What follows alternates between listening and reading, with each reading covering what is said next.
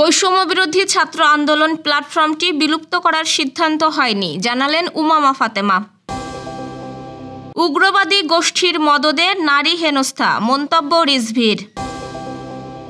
৮৪ দিন কর্মবিরতি স্থগিত রাখবেন বিসিএস চিকিৎসকরা। এখনও অচেতন মাগুরার ৮ বছরের সেই শিশু, মামলা হয়নি। সেহরির সময় যশোরে বাবাকে হত্যা করল ছেলে। নড়াইলে বিএনপি অফিসে ২০২৬ বিশ্বকাপ ট্রান্সপোর্টের নেতৃত্বে ডোনাল্ড ট্রাম্প। যুক্তরাষ্ট্রকে ঠেকাতে চীন এবার ভারতকে পাশে টানছে। শুনছিলেন দিনের খবরের প্রধান প্রধান শিরোনাম, এবার বিস্তারিত। তার আগে গ্রামের কাগজের ইউটিউব চ্যানেল সাবস্ক্রাইব করুন এবং সব খবর পেতে ফেসবুক পেজ ফলো করে রাখুন। কোটা সংস্কার পরবর্তীতে শেখ হাসিনার পতনের আন্দোলনে নেতৃত্ব দেওয়া বৈষম্যবিরোধী ছাত্র আন্দোলন প্ল্যাটফর্মটি বিলুপ্ত করার কোনো সিদ্ধান্ত হয়নি বলে জানিয়েছেন সংগঠনটির মুখপাত্র উমামা ফাতেমা। শুক্রবার রাতে নিজের ফেসবুকে দেওয়া এক স্ট্যাটাসে তিনি একথা জানান। ফেসবুক স্ট্যাটাসে তিনি লেখেন, বৈষম্যবিরোধী ছাত্র আন্দোলন প্ল্যাটফর্মটি বিলুপ্ত করার সিদ্ধান্ত হয়নি। বৈষম্যবিরোধী ছাত্র আন্দোলনের অংশীদার ছাত্রদের সবাই নতুন রাজনৈতিক দল বা নতুন ছাত্র সংগঠনে যুক্ত হয়নি। অংশীদারদের আলোচনা ছাড়া প্ল্যাটফর্ম বিলুপ্ত হবে না, তাই বিভ্রান্ত না হওয়ার অনুরোধ রইল।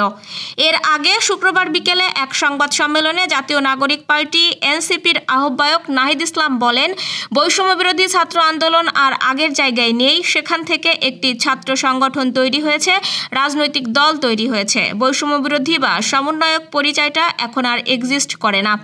আইন শৃঙ্খলা বাহিনীর কাছে আমাদের অনুরোধ থাকবে, এই পরিচয়ে ব্যবহার করে কেউ যদি অপকর্ম করে তাহলে তারা যেন আইন অনুযায়ী ব্যবস্থা নেন। সারা দেশে নারী হেনস্থার ঘটনায় উদ্বেগ প্রকাশ করে এসব ঘটনায় উগ্রবাদী গোষ্ঠীর মদদ থাকতে পারে বলে আশঙ্কা প্রকাশ করেছেন বিএনপির সিনিয়র যুগ্ম মহাসচিব রুহুল কবির রিজভী। তিনি বলেন, দেশের অগ্রগতি ও উন্নয়নের পথে যেন জঙ্গিবাদ মাথাচাড়া দিয়ে উঠতে না পারে। শনিবার নয়াপল্টনে সংবাদ সম্মেলনে রুহুল কবির রিজভী এসব কথা বলেন। রিজভী আরও বলেন, নিষিদ্ধ সংগঠন কিভাবে মিছিল করে তার সরকারকে গুরুত্বের সাথে দেখতে হবে। সরকারকে লক্ষ্য রাখতে হবে দেশে যেন অশুভ শক্তি উদয় না হয়। ক্যাম্পাসে মেয়েদের পোশাক নিয়ে উগ্রবাদী গোষ্ঠী কাজ করছে। তিনি বলেন, বহির্বিশ্বে বাংলাদেশকে অতিরক্ষণশীল দেশ হিসেবে পরিচিত করার গভীর ষড়যন্ত্রের অংশ হিসাবে উগ্রবাদী গোষ্ঠীর মদদে নারী হেনস্থার ঘটনা ঘটছে। নারীদের পোশাক নিয়ে কোনো ব্যক্তি বা গোষ্ঠীর বক্তব্য গ্রহণযোগ্য হতে পারে না। আধুনিক যুগে নারীদের বন্দী রাখলে সমাজ এগিয়ে যাবে না। স্বাস্থ্য ও পরিবার কল্যাণ মন্ত্রণালয়ের বিশেষ সহকারী অধ্যাপক ডাক্তার মোহাম্মদ সাইদুর রহমানের আশ্বাসে ১২ সপ্তাহের জন্য কর্মবিরতির কর্মসূচি স্থগিত করেছেন বিসিএস স্বাস্থ্য ক্যাডার বিশেষজ্ঞের চিকিৎসকরা। পূর্ব ঘোষিত অনুযায়ী শনিবার সকাল 10টা থেকে 2 দফা দাবিতে কর্মবিরতি শুরু করে বিশেষজ্ঞ চিকিৎসক ফোরাম। আধ ঘন্টার মধ্যে ঢাকা মেডিকেল কলেজ হাসপাতালে আসেন স্বাস্থ্য ও পরিবার কল্যাণ মন্ত্রণালয়ের বিশেষ সহকারী অধ্যাপক ডাক্তার মোহাম্মদ সাইদুর রহমান। আশ্বাস দেন, আগামী 12 সপ্তাহের মধ্যেই বাস্তবায়িত হতে যাচ্ছে চিকিৎসকদের দাবি। বিশেষজ্ঞ চিকিৎসক ফোরামের 2 দফা দাবি হলো, চিকিৎসা শিক্ষার মানোন্নয়ন ও এমবিবিএস ডিগ্রির বৈশ্বিক স্বীকৃতি বজায় রাখতে পদোন্নতি যোগ্য সব বিশেষজ্ঞ চিকিৎসকের অতি দ্রুত ও ভূতাপেক্ষভাবে পদোন্নতি নিশ্চিত করা এবং আন্ত ক্যাডার বৈষম্য দূর করা। তৃতীয় গ্রেড প্রাপ্ত সব যোগ্য চিকিৎসককে নির্দিষ্ট সময় পর দ্বিতীয় ও প্রথম গ্রেডে পদোন্নতি প্রদান করে ন্যায্য পাওনা নিশ্চিত করা। মাগুরায় বোনের বাড়িতে বেড়াতে এসে অচেতন অবস্থায় উদ্ধার 8 বছরের শিশুটি এখনও ঢাকা মেডিকেল কলেজ হাসপাতালে লাইফ সাপোর্টে আছে। এ ঘটনায় মামলা প্রক্রিয়াধীন। সন্দেহভাজন হিসেবে ভুক্তভোগীর বোনের স্বামী, শ্বশুর শাশুড়ি সহ 4 জন পুলিশের হেফাজতে রয়েছে। শিশুটি ধর্ষণের শিকার হয়েছে বলে ধারণা করছে পুলিশ। শনিবার সকালে মাগুরার অতিরিক্ত পুলিশ সুপার মোহাম্মদ সিরাজুল ইসলাম গণমাধ্যমকে জানিয়েছেন, ভুক্তভোগী শিশুর পরিবারের সদস্যরা ঢাকায় থাকায় মামলার রেকর্ডের কিছুটা বিলম্বিত হচ্ছে। তার বোন ঢাকা থেকে এসেছেন, তবে এ ঘটনায় জড়িত থাকতে পারেন সন্দেহে ভুক্তভোগী শিশুর বোনের স্বামী, শ্বশুর শাশুড়ি ও ভাসুর পুলিশের হেফাজতে রয়েছেন। শনিবার দুপুরে ঢাকা মেডিকেল কলেজ হাসপাতালের পরিচালক ব্রিগেডিয়ার জেনারেল মোহাম্মদ আসাদুজ্জামান গণমাধ্যমকে জানান, শিশুটির অবস্থা খুবই সংকটাপন্ন। ঢাকা মেডিকেল কলেজ হাসপাতালে লাইফ সাপোর্টে রেখে তাকে সার্বক্ষণিক পর্যবেক্ষণ করছেন চিকিৎসকরা। শিশুটির গলার আঘাত বেশি গুরুতর, এছাড়াও যৌনাঙ্গে ক্ষত রয়েছে। যশোরের চৌগাছায় পারিবারিক কলহের জেরে ঘুমন্ত অবস্থায় পিতাকে এলোপাথাড়ি কুপিয়ে হত্যা করেছে ছেলে। শনিবার ভোরে সেহরির সময় উপজেলার পাতিবিলা উত্তরপাড়া গ্রামে এ ঘটনা ঘটে।